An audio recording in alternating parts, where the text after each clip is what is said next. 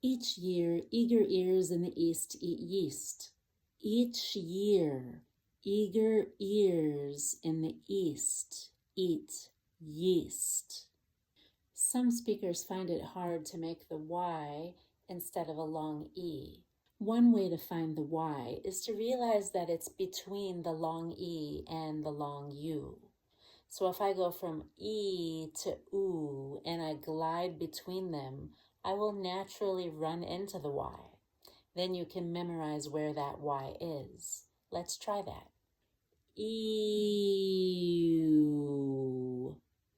I'll raise my finger when I get to the Y. Ew.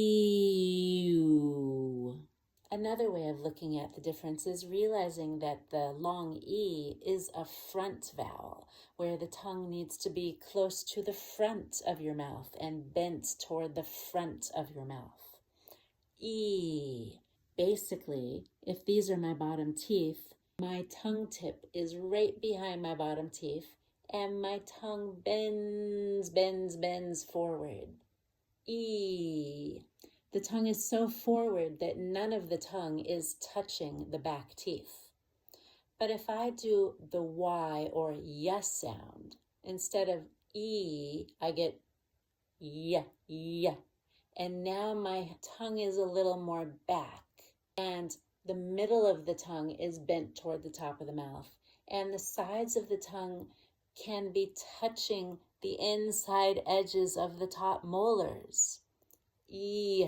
It's different from an R, because with an R, your tongue is flat and pulled back.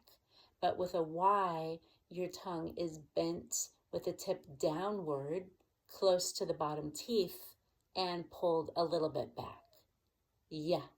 Another way to look at the difference between E and Y is to realize that Y is a consonant, which means that the mouth is partially closed.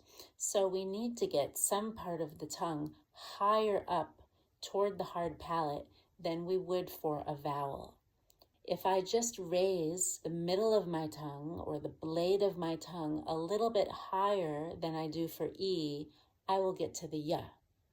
E. So you have 3 different ways to look at it. It's between E and U, or it's touching the back teeth while the tongue tip is pointed down, yeah, or it's just a little bit higher than the E. Each year, eager ears in the east eat yeast.